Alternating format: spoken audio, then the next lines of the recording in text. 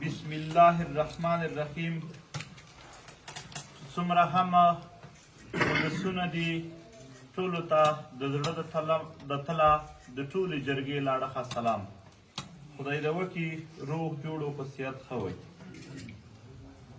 نن د پښتون جرګې د خیبر جرګې د 14 اکتوبر د پریکړو په تسلسل کې یو اجلاس غونډه وشوله او په دې غونډه کې په ډېرو هغه څه بحث وشو چې څنګه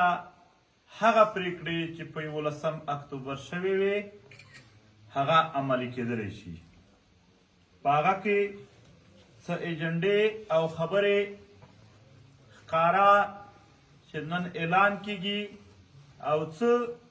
د وخت سره سره چې کوم وخت ضرورت راغی د ملت د مفاداتو په خاطر به د هغې ورځ په مناسبت بیا اعلان کیږي. جرګه به د امن و امان په لحاظ سره د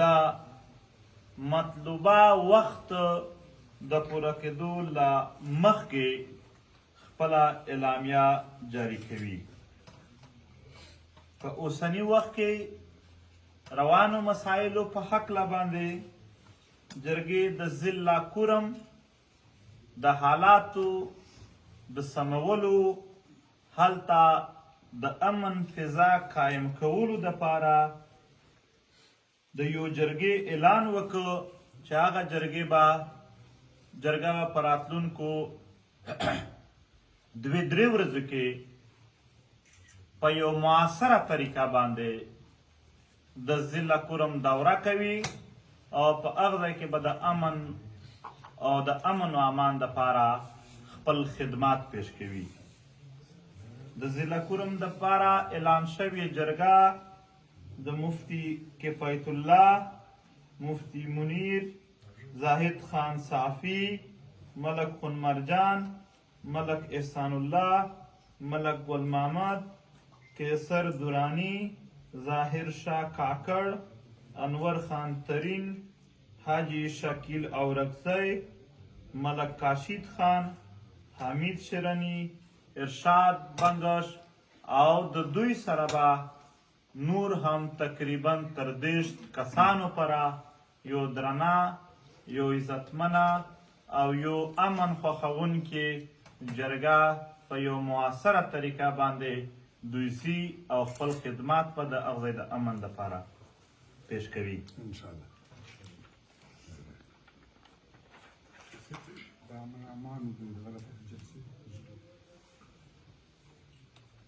د وسایلو د بجلی د ریټ د امن و امان دپاره به دا جرګه پریکړه یې وکړه چې په جنوبي پښتونخوا بیا د خیبر پښتونخوا په جنوبي اضلاع کې د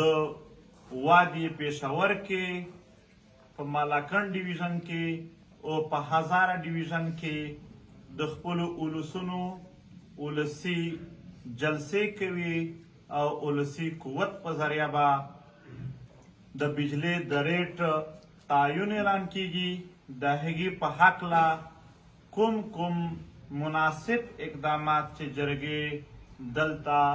جوړ کړي دي هغه به اعلان کیږي. ورسره د بجلی د دې مسلې په هکله او د ریټونو په هکله به چې کومې پریکړې وشي د هغې د عملي کولو دپاره اولسونو ته هدایات او بیا که مخکې کوم تکلیفات یا مشکلات په هغه کې راتلل د هغې په هکله د جرګې چې کوم توړ دی د دوی سره د هغو اعلان کول به په دې جلسو کې کیږي. دا جلسې چې کومه په جنوبي پښتونخوا کې کیږي هغه به د جنوبي پښتونخوا څخه منتخب شوي د دې جرګې د غړو په سفارش باندې ورځ او ځای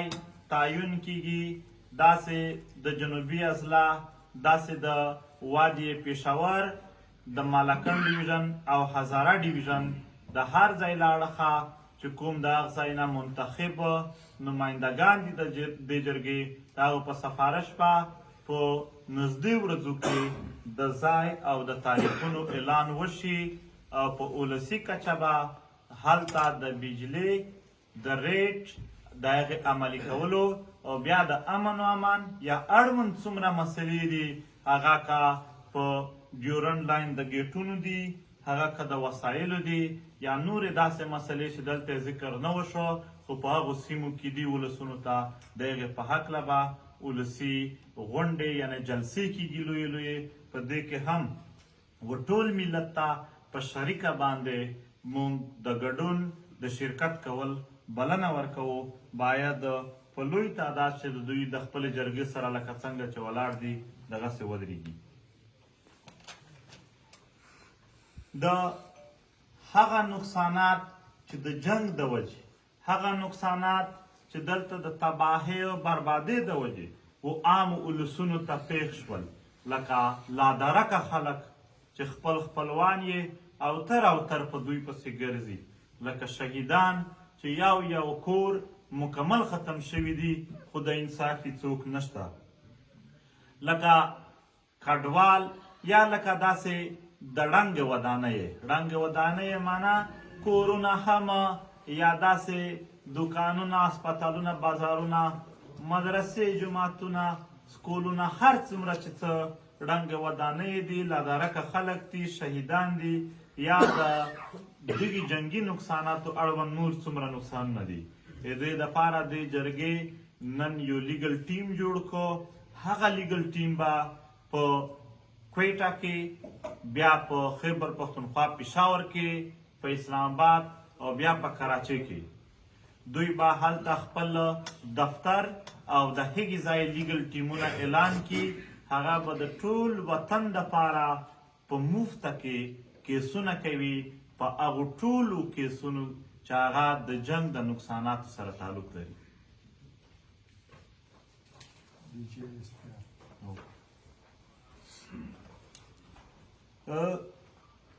د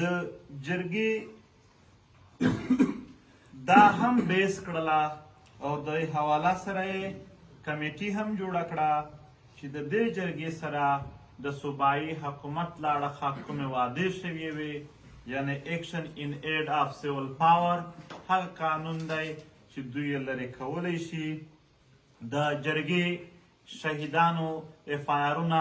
لا تر اوسه پورې نه وشول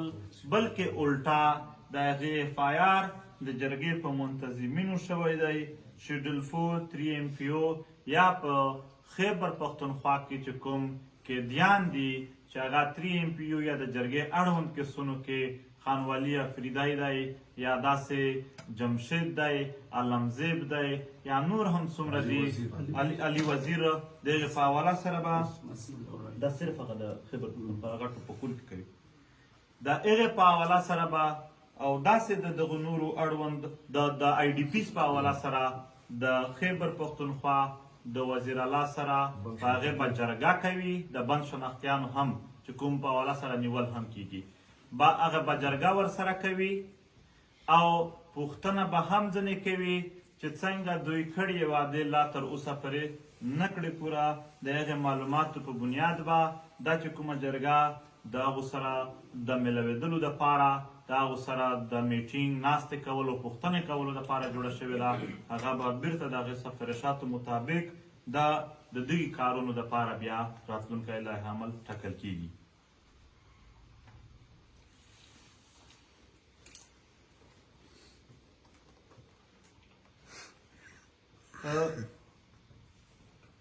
د عمراني معاهدې په هکله باندې دغې جرګې یوه کمیټي جوړه کړله چې په هغه کې هغه څوک چې په عمراني معاهده پوهه لري هغه ټول شامل دي په دې ریاست کې د پښتنو ژوند د اوسنۍ آیین او قوانین لاندې ډېر مشکل دی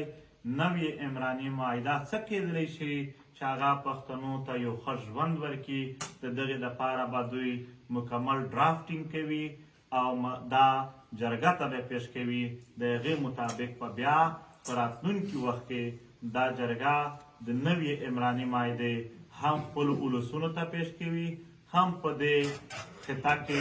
نورو محکومو قامونو ته پیش کوي او هم به د هغې په حواله سره راتلونکي وخت دپاره لایحه عمل ټاکي. د جرګې د منتظم دپاره د ملک نصیر خان کوکیخیل، رابطه سیکرټري حاجي عبدالصمد او مرکزي اطلاعات سیکرټري مرکزي ترجمان حاجي برکت شاه وټاکلو. دا جرګې پریکړه وکړه چې د کراچۍ په کراچۍ کې به د کراچۍ د اولسونو د نماینده خلکو جرګه کیږي. دا جرګه د کراچۍ په اولسونو په میشت پښتنو باندې غږ کوي چې هلته څومره هم سیاسي ګوندونه دي، د هغو نماینده خلک، هلته څومره هم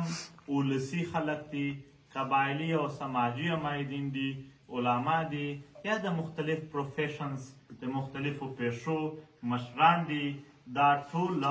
د یو جرګه وکړي چې دوی په هغې ځای کې د پښتنو د مشکلاتو دپاره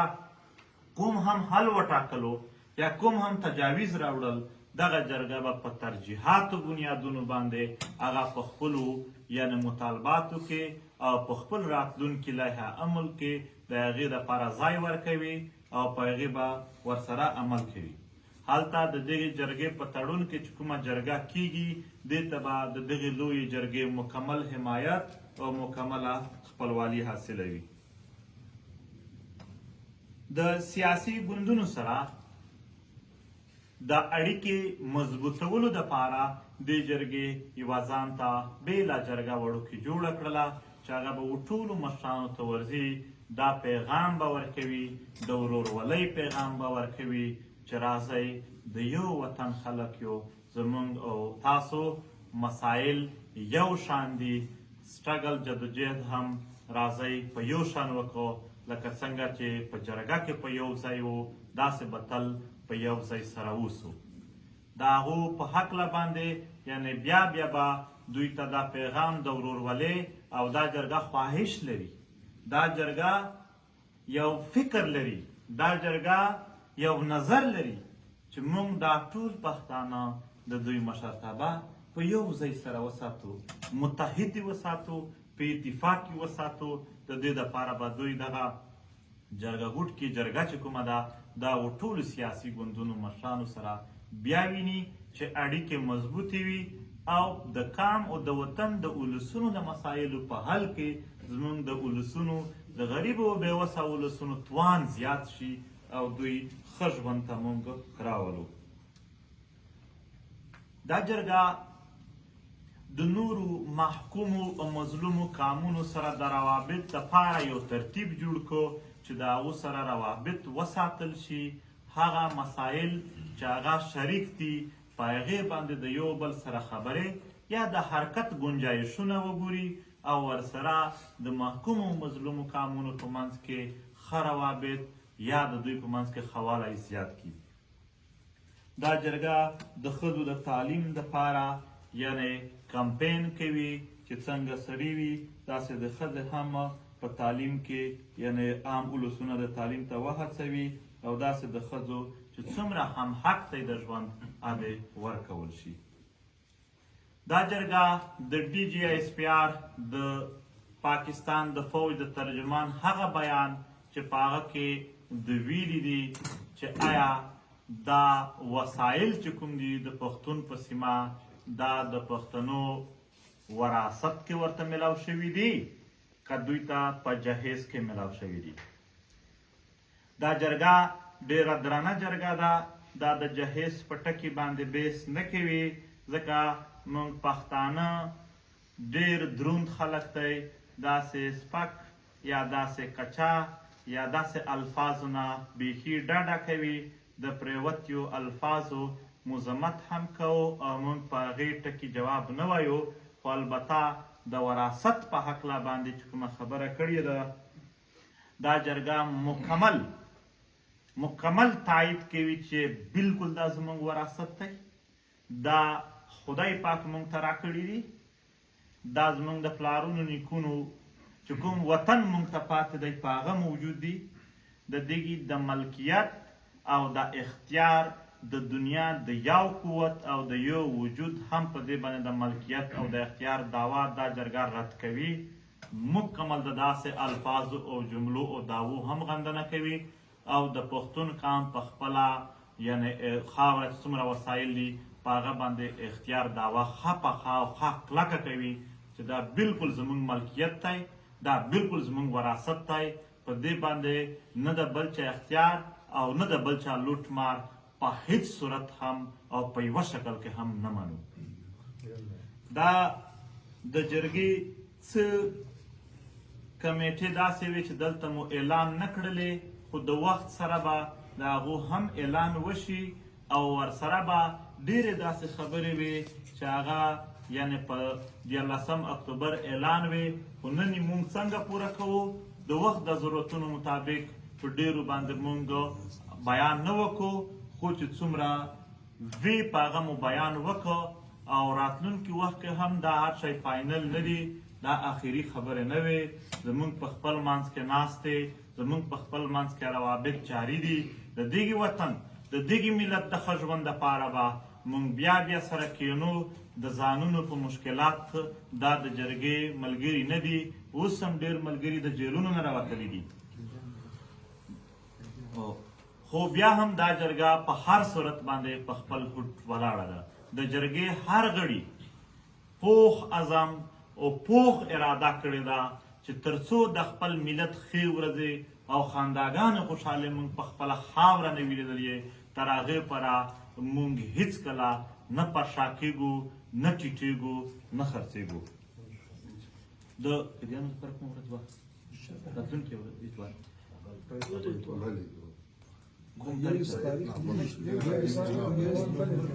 21 تاریخ ته به چې کوم د پښتون ملت سیاسي قیدیان دي چې دغې جرګې په هکله باندې دوی قید شوي دي، لکه علي وزیر، داسې خان ولی افریدي، علمزید مسعود، داسې عصمت کامرید او جمشید بنوسای یا نور چې څومره هم دي، د دغو په هکله به په ټول وطن کې احتجاج کیږي. 21 د نومبر جرګه عزم لري، جرګه اراده لري، جرګه هوډ لري چې ټیک ته موږ نن ټولې مسلې په یو ځای نه کړې یادې، کلار انشاءالله په مخ ځو، پر شا تګ نشته دی. نن میټینګ هم د پرمختګ ټولې ارادې وښودلې، موږ به په مخ ځو چې کوم مسایل دي دا توان ورته زیاتوو، د دغې وطن خوشحال ژوند او ښه ژوند دا زموږ اراده ده، دا زموږ نظریه ده، دا به پوره کوو. ډېره مننه چې څومره هم اورېدونکي دي، څومره هم زموږ ملت دی. د دغې ټولې جرګې له اړخه یو ځل بیا دوی ته سلام پیش کیږي. د پښتون ملت جرګه